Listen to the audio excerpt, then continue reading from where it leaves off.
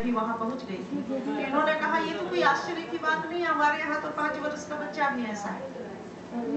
देखिए, जब महापुरुष आते हैं तो उनकी विशेष योजना होती है, जैसे अवतारी पुरुषों की और महापुरुषों की, और अवतार जब भगवान स्वयं अवतार लेते हैं उनकी भी योजना होती है। और जब भगवान का कार्य करने के लिए, ब्रज का कार्य करने के लिए, धाम का संरक्षण करने के लिए और ऐसे विशेष कार्य करने के लिए ऐसे ही लोग, ऐसे ही संत इस धरा पर आते हैं। और श्री मुरलिका जी बचपन से कथा कर रही हैं। इन्होंने कभी संसार का कुछ ऐसा देखा नहीं है, यहाँ तक कि अपने ननिहाल तक में जाकर के कभी किसी का ब्याह नहीं देखा। और इसका मतलब ये नहीं है कि इससे पता चलता है कि इन्होंने संसार छोड़ दिया है, नहीं, ऐसी बात नहीं। उस समय इतनी रमी रही और किसी महान पुरुष के संरक्षण में इनको इतना कुछ मिल गया जिससे फिर कहीं आने जाने की आवश्यकता नहीं है। तो आज वो हमारे बीच हैं और जो अद्भुत कथा हमने इनकी सुनी है, कोलंबिया में भी हुई, राले में हुई कथा, शार्लेट में कथा हुई, कैलिफोर्निया में कई मंदिरों में कथा हुई, सिनसिनाटी में कथा हुई, मिनीसोटा में कथा हुई, न्यू जर्सी में कथा हुई, बहुत सारी कथाएं हुई। सभी कथाओं में मैं नहीं जा सकी, लेकिन जो कथा का रस है वो सिर्फ भागवत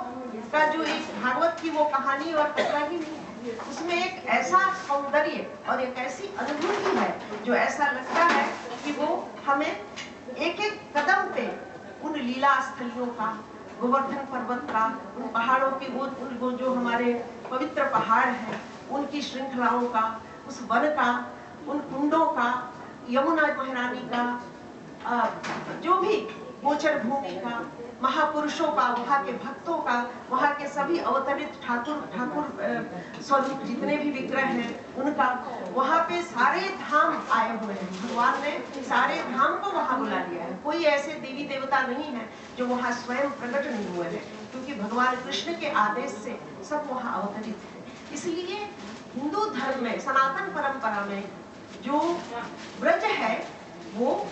ब्रज जो है वो अपनी संस्कृति, सनातन संस्कृति और परंपरा की राजधानी है। Braj is the capital of the culture of India and Sanatan परंपरा। और उसको नष्ट होते देख करके, बिना नासमझे लोगों के कारण, बेकार के लोग जो कि पैसे और दौलत के पीछे भूखे हैं, ऐसे लोगों के कारण जो उसका विनाश चल रहा था और अभी भी चल रहा है, इसको हमको जान लेना चाहिए कि ब्रज का सौंदर्य और जो ब्रज का जो पुराना स्वरूप है वो तो बड़ा सुंदर है और अभी भी भक्तों के हृदय में, संतों के हृदय में, ब्रजवासियों के हृदय में वही सौंदर्य है, लेकिन उसका विनाश बाहर से हो रहा है। तो इसके लिए हम सबको जागृत होना चाहिए और इसके लिए हमें पता होना चाहिए कि ये जो कार्य है ये मात्र ब्रजवासियों के नहीं है। और श्री रमेश बाबा जी महाराज जो एक ये निष्ठा लेकर के अपना ब्रज के संरक्षण में जो ये सब कार्य कर रहे हैं, उसका मतलब ये नहीं है कि वो अकेले स्वयं कर रहे हैं। हाँ, उनके बल से सब कुछ हो रहा है क्योंकि ईश्वर ने उनको इसके लिए भेजा है और साथ साथ राधा रानी और भगवान की भी कृपा है, पर हमें उसमें जुड़ना चाहिए। वहाँ जो कुंडों की स्थिति है, यमुना महारानी को डर्टीएस्ट, यूनाइटेड नेशन ने dirtiest river of the world declare किया है और उसी में हम लोग आचमन करते हैं, जो कि दिल्ली से जितने भी गटर के पानी है, मलमूत्र है, वहां बह करके जा रहे हैं और इसकी कोई सुनवाई नहीं है, सभी जानते हैं। लेकिन सबसे बड़ी बात यह है कि जो निष्काम भावना होती है और निष्काम सेवा होती है, चाहे वो आंदोलन के रूप में हो या उपासना के रूप में हो, और ब्रज में 24 घंटे अखंड कीर्तन होता है, तो यात्रा की चर्चा हो रही है उसमें भी अखंड कीर्तन होता है और उसमें इतने सारे, मैंने देखा है गरीब लोग जो टिकट भी नहीं अफोर्ड कर सकते हैं, वो लोग वहां पहुंच जाते हैं और कोई ऐसी यात्रा नहीं है जो निःशुल्क ऐसे लोगों को भोजन कराए और साथ साथ पूज्य पंडित जी बाद में बैठते हैं और लोगों की कतारें लगती हैं, जिसमें ये लोग उनको वापस जाने के लिए भी अगर किसी के पास टिकट का पैसा नहीं है तो उसको देते हैं। और गायों की चर्चा आपने सुनी, कोई ऐसा संसार में गौशाला है जो 7 वर्षों के अंदर जिसमें 40,000 गाय हो जाए, सभी गाय ऐसी आई है जिनकी रक्षा हो रही है और वो रक्षा भी हमारा परम धर्म है। ये जो आपके बीच में बैठे हुए हैं ब्रजवासी, मुझे पता है यहाँ पे अभी ये दिखाने की बात चल रही है, तो इस बीच में मैं जस्ट इतना बोल देना चाह रही हूँ कि दिखाया जा रहा है। अच्छा नहीं दिखाया जा रहा है तो मैं जल्दी से इसको बंद करती हूँ। लेकिन इनका भी परिचय शॉर्ट में आपको देना चाहूँगी। आप हैं पूज्य राधिकेश बाबा, ये बाल व्यास हैं और आपके अनुज हैं, आपके और ये और बहुत ही ऐसे परिवार से आए हैं जहाँ पर संत सेवा और भगवत सेवा और उपासना के अलावा दूसरा कोई भी महत्वपूर्ण विषय नहीं है। और आप पूज्य पंडित जी महाराज जो डॉक्टर रामजी लाल शास्त्री, एक अंतरराष्ट्रीय कोटि के व्यासाचार्य कथाकार जो बहुत ही मशहूर है, लेकिन सबसे बड़ी बात यह है, विशेषता ये है, ये करुणा के अवतार है। ये जिसको भी कोई भी व्यक्ति हो, उसको कुछ भी अगर प्रॉब्लम है, कुछ भी उसको कहना है, इसकी कोई नहीं सुनता, उसकी ये सुनते। मुझे इसका अनुभव स्वयं है, इसमें मैं आपको बताना चाहती हूँ। और आप इनके ताऊ जी हैं, मतलब इनके पिताजी के बड़े भाई, और इनके माता पिता भी एक ऐसी युगल जोड़ी है उनकी कि वो दिन रात सेवा करते हैं, अपना सब कुछ भूल करके, सब कुछ ये करके। और वहाँ का बच्चा, वहाँ पर इतनी उपासिकाएं हैं जो अच्छे अच्छे कुलीन घरों से आकर के, और साथ में वहाँ पे नृत्य गान और रस की वर्षा होती है, कीर्तन होता है, और उसी तरह की उपासना वहाँ पर होती है जिसमें बाबा महाराज स्वयं डूबे हुए हैं। और पूरा ब्रज और पूरा संसार, अब तो जगह जगह से लोग वहाँ पहुँच रहे हैं। तो आप भी ब्रज आए और ब्रज में एक बार आनंद ले ब्रज का, भगवान की लीला स्थलियों का, वहाँ पर क्या नहीं है उसको भी देखें। और वहाँ की जो अनुभूति है, जब 1-2 दिन वहाँ रहेंगे तो आपको पता चलेगा कि अंदर से ब्रज रज और ब्रज जो स्वयं हमेशा ही जागृत है, जहाँ भगवान की लीला नित्य होती है, वो वही है। पर ऊपर से वो कभी कभी ऐसा लगेगा कि उसको उजाड़ा जा रहा है, तो उसका भी दायित्व लोगों के ऊपर भी।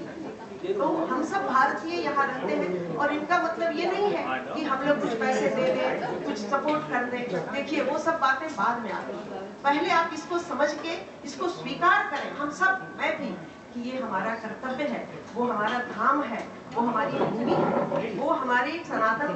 परंपरा की राजधानी है। और उस दृष्टि से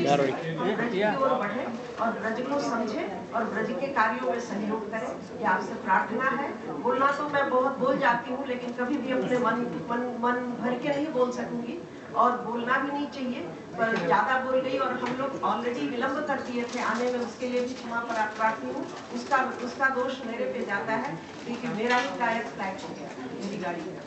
तो इसलिए उसके कारण फिर अलग प्रबंध करने में, ये सब करने में आप लोग टाइम के बड़े पक्के हैं। और कहीं भी हमारी पूज्या मुरलिका जी 1 मिनट भी कहीं लेट होना नहीं चाहते,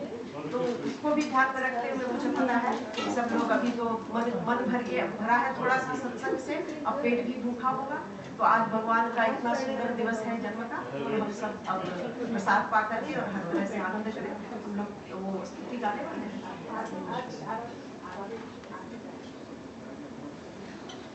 आप लोग आरती कर रहे हैं हम। ये YouTube से manmandir.org, उससे मुरलिका जी के जितना भी प्रवचन हुए हैं, जितना भी हुआ है, वो सब आप सुन सकते हैं। manmandir.org मुरलिका जी लाइव। और हमारे यहाँ का सत्संग है, वो भी इसी से आप रोज देख सकते हैं, manmandir.org लाइव। महाराज जी का सत्संग इंडिया टाइम के हिसाब से 8 बजे से 9 बजे तक सवेरे, और शाम को 7 बजे से लेकर के 8 बजे तक ये रोजाना होता है।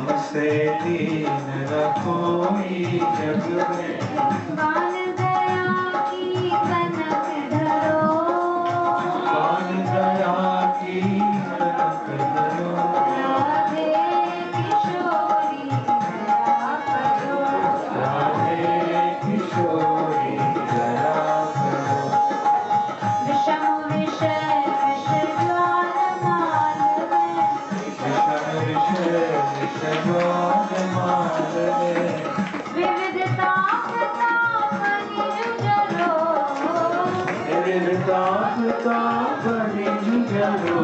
राधे किशोरी दया करो राधे किशोरी दया करो दीनन हित अवतरी जगत में दीनन हित अवतरी जगत में दीन पालिनी दिय विचरो दीन पालिनी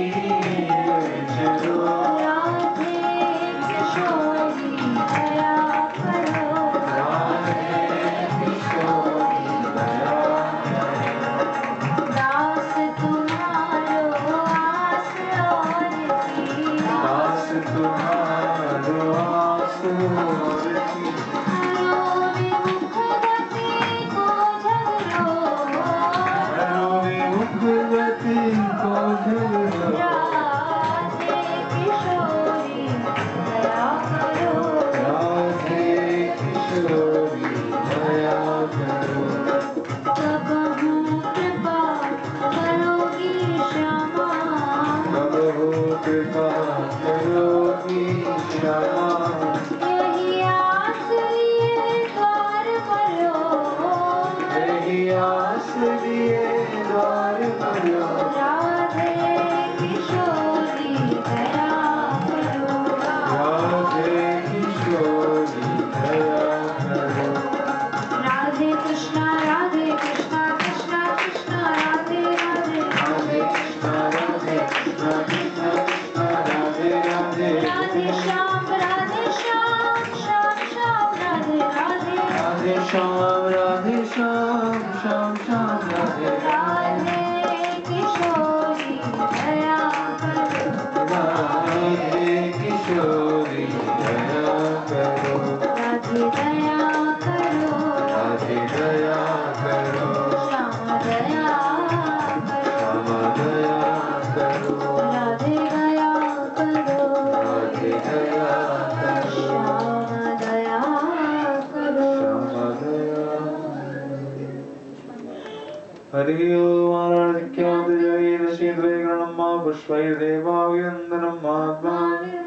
यज्ञमयन्त देवास्तानि धर्माणि प्रथमान्यासन्नदेहनाकं महिमानः सदन्वयपूर्वे साध्या सन्ति देवा नाना सुगन्धि पुष्पाणि यथा कालोद्भवानि च पुष्पाञ्जलिर्मया दत्तं ग्रहाण परमेश्वर श्री पुराण पुरुषोत्तमाय नमः मंत्र पुष्पाञ्जलिं समर्पयामि बोलिए श्रीमद् भागवत भगवान की जय श्री राधा मोहन बिहारी लाल की जय श्री राधा रस बिहारी लाल की जय श्री श्री बाबा महाराज की जय